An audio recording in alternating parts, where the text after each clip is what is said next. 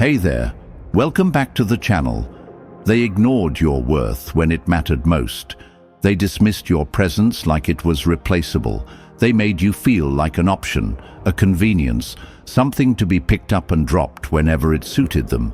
You gave your time, your energy, your heart, and they didn't just take it for granted. They treated it like it didn't even matter. And now they're watching. Now they're texting.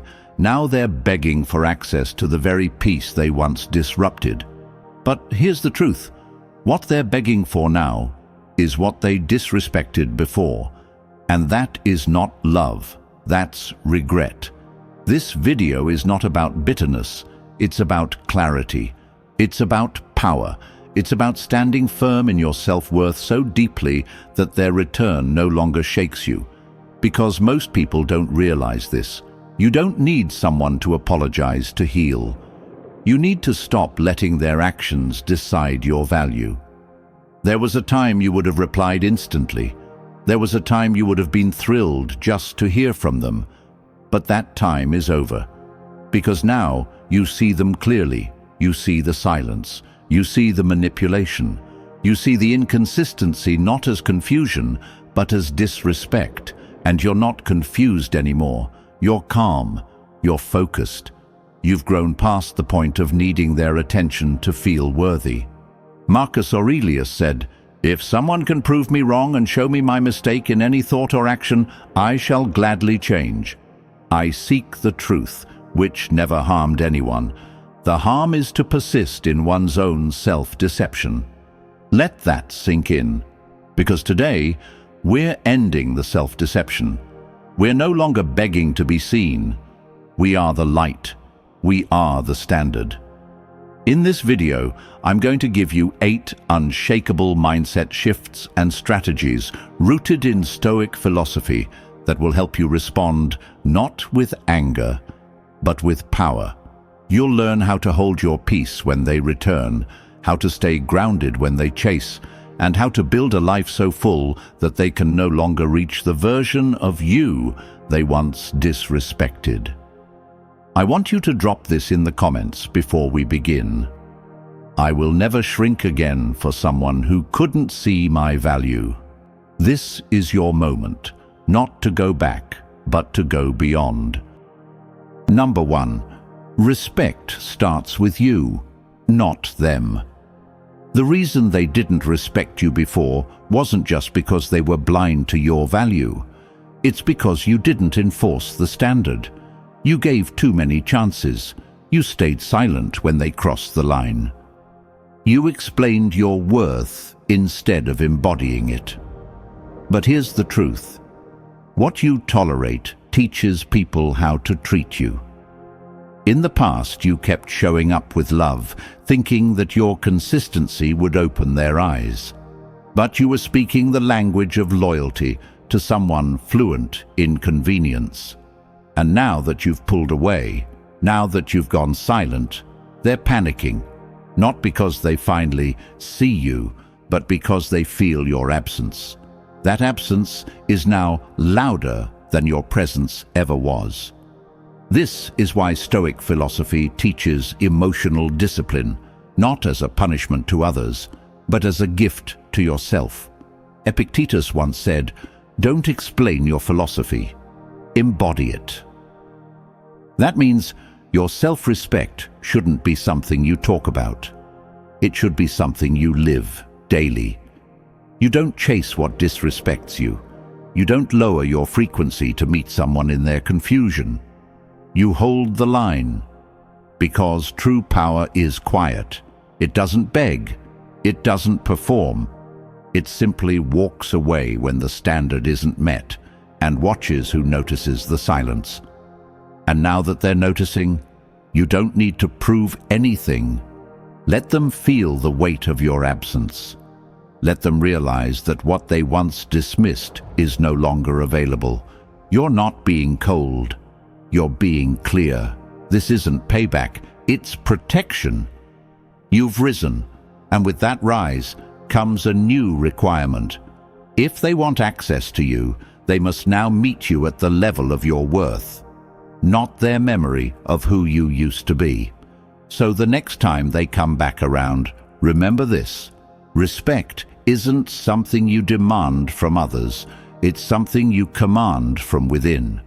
And when you do that, the world, including them, responds accordingly.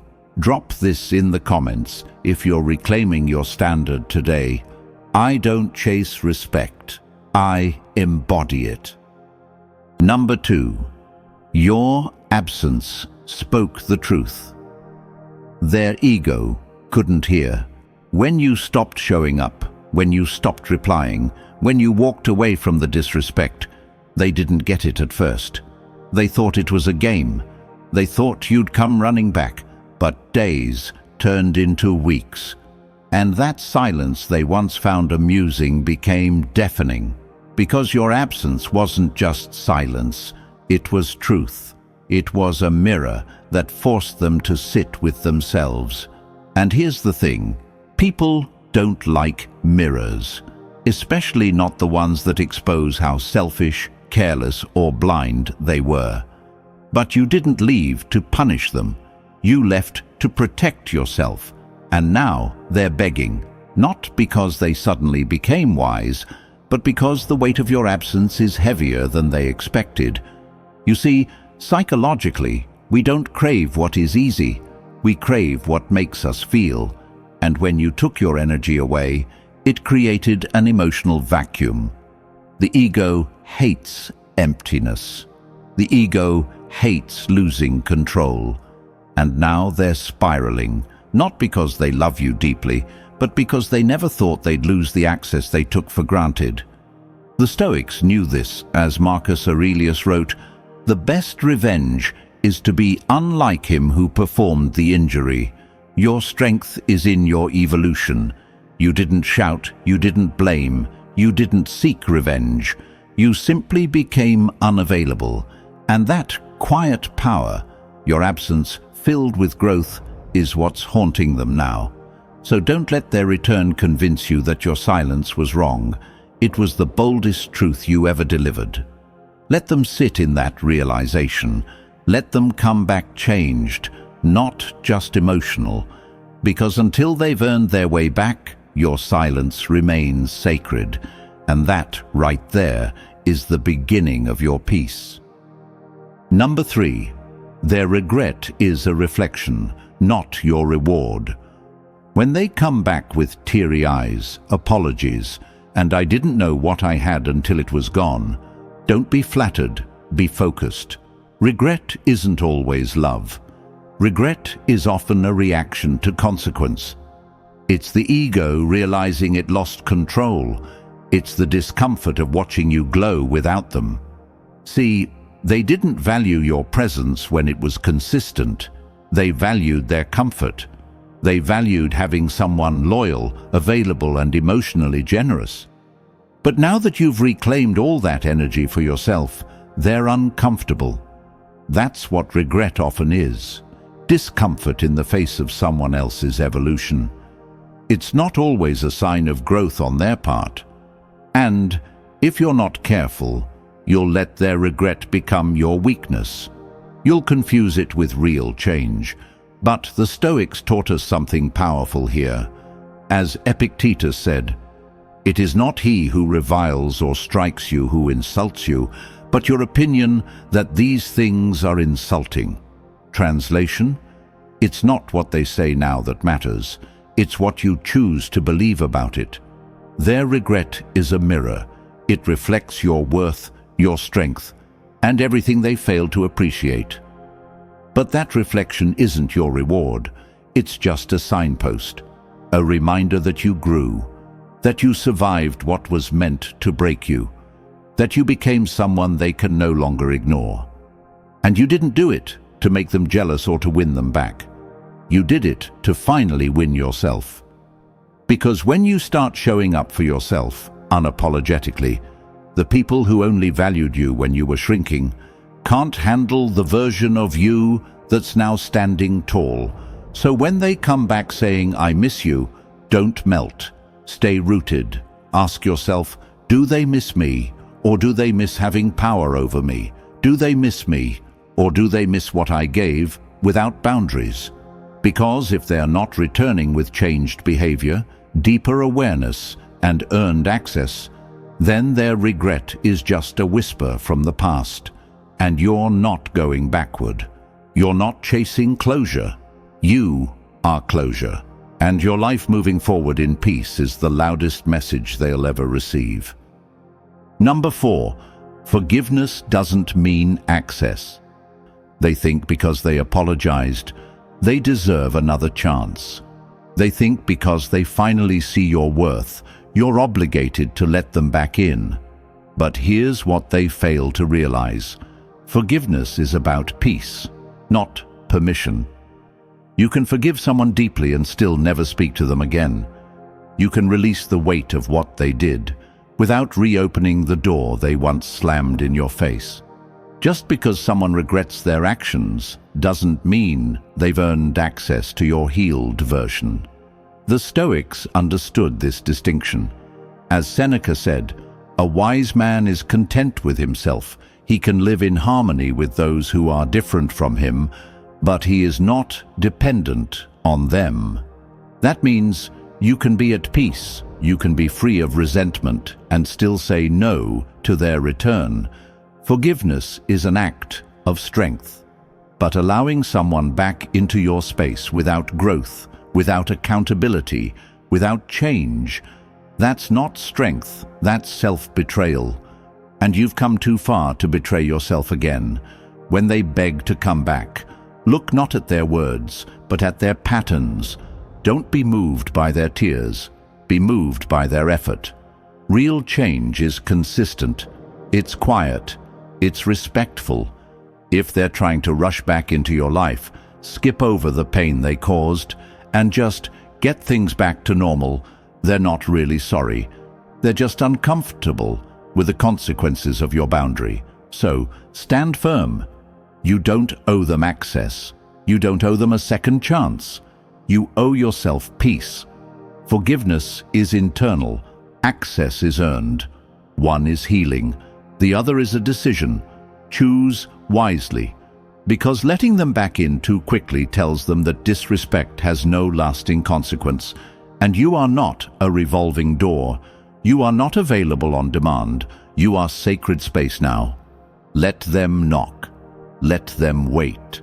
Let them prove they're not just reacting to regret, but actually ready to respect what they once destroyed.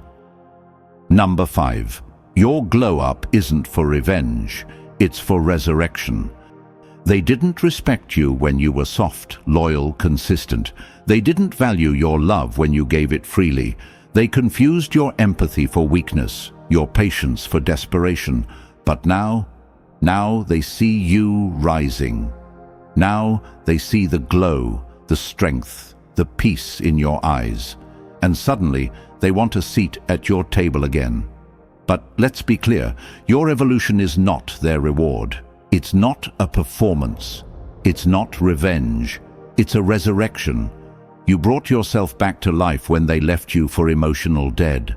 And now that you've rebuilt, now that you've reclaimed your time, your boundaries, your worth, they see what they missed. And they're begging to be part of your new story. But what they forgot is, they don't own a chapter anymore. The Stoics didn't teach us to become powerful so we can hurt others. They taught us to become powerful so we can't be hurt in the same way again. As Marcus Aurelius once wrote, "The best revenge is not to be like your enemy. Your transformation isn't about making them feel what you felt. It's about showing the world and yourself that no one gets to define your worth but you. You don't need to flaunt your growth. Just live it. Just become so peaceful, so disciplined, so magnetic in your own skin that their old version of you becomes unrecognizable. That's the real glow-up, not louder, just more grounded, not angrier, just more detached. You are no longer the person who begged for clarity, cried for closure, or settled for breadcrumbs. You are the storm they thought would pass, and now you're the calm after it. And that calm is louder than any scream. So don't explain your healing. Don't update them on your glow-up. Let them wonder. Let them regret. Let them watch from a distance the version of you they can no longer reach. Number 6. Begging isn't proof of change. Consistency is. The moment they start begging, sending long texts, saying, "I messed up," or showing up with flowers and promises, it's tempting to believe them, to think their words mean growth. But don't confuse noise for transformation. People often panic when they lose control. What looks like remorse can be fear. What sounds like love can be ego screaming for validation. And if you're not careful, you'll mistake performance for progress. You'll think their desperation means devotion, but real change doesn't beg, it behaves. It doesn't rush in with drama. It returns with calm, steady, earned presence. Stoic wisdom teaches us that truth is measured by action, not words. As Seneca said, "It is not that we have a short time to live, but that we waste a lot of it." And giving someone repeated access without evidence of change, that's how we waste our lives. Because if they respected you, they wouldn't just say they've changed, they would show it every day without being told. So when they beg, stay calm. Watch, observe, not just today, but over time. Are they consistent or just momentarily emotional? Are they different or just afraid of losing their old supply? Because many people don't miss you. They miss what you did for them. They miss the comfort, the safety, the energy, but that doesn't mean they've earned you back. You are not a safe haven for people who left you in the storm. You are not their emotional rehab center, and your healing is not an invitation for them to return casually. If they want you back, let their actions earn it. Let their energy stay consistent. Let their growth show, not once, not for a week, but over time. Otherwise, their begging is just noise, and your peace is too expensive to trade for noise again. Number 7. Who you became without them is the real victory. They're not just reacting to your silence, they're reacting to who you've become in that silence. The version of you that once questioned your worth is gone. The version that begged, over-explained, forgave too quickly. That version doesn't live here anymore. You built yourself from the ruins of disappointment. You got up after being emotionally torn apart. And now, they're not just begging for another chance. They're begging for access to someone they never truly knew how to value. But here's the truth. They were necessary for your evolution. Their disrespect was the spark. Their absence was the space. And your growth? That was the fire. Stoic wisdom reminds us, the impediment to action advances action. What stands in the way becomes the way. That was Marcus Aurelius. And that disrespect, that abandonment, that pain, it became the way, the path to your power. That's why, when they come crawling back, it's not about them anymore. It's about you, about who you are now, about the boundaries you've built, the peace you've protected, the confidence you carry. That's the real win. Not the apology, not the validation, but the unshakable strength you earned through solitude and self-discipline. You're not the same person, and that means you don't make the same decisions.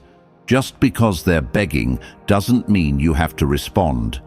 You're not obligated to reopen a door just because someone knocks, especially not when that door leads back to the version of you that didn't know your worth. So smile if you want to, forgive if you need to, but remember this: who you became without them is the proof that they were never your source. You were. You always were. And now, you're untouchable. Number 8, respect is not recycled, it's rebuilt or replaced. If they didn't respect you when they had you, it's because they believed you'd never leave. They believed your loyalty would outlast their laziness, And now that they've lost access, they're suddenly remembering your value. But remember this: real respect isn't something that snaps back into place with a text message or a sudden apology. Respect is built over time. It's built when someone sees your boundaries and doesn't try to bend them. It's built when someone chooses consistency over convenience, when someone chooses truth over charm.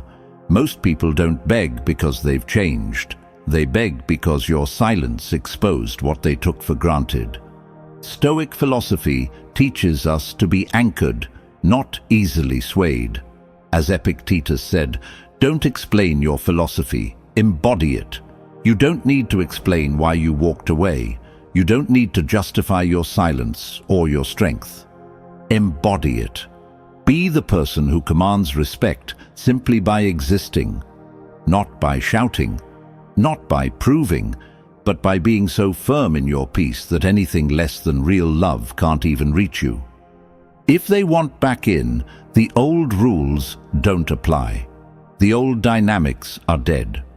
Respect must be rebuilt from the ground up, or it must be replaced with your solitude, your progress, your growth, because pretending things can go back to normal is how cycles repeat. But choosing better for yourself is how patterns break. The begging may sound sweet, the words may seem sincere, but if the respect isn't rebuilt, it's all temporary. And you've already been through temporary. This time, it's about legacy, peace, freedom. This time, your heart is not for rent. It's for those who come correct, those who show up, those who stay true. Anything less? Let it go. Because what they didn't respect then is now something they can't reach again. So, here we are. They didn't respect you then, but now they're begging. And you? You've changed. You've healed.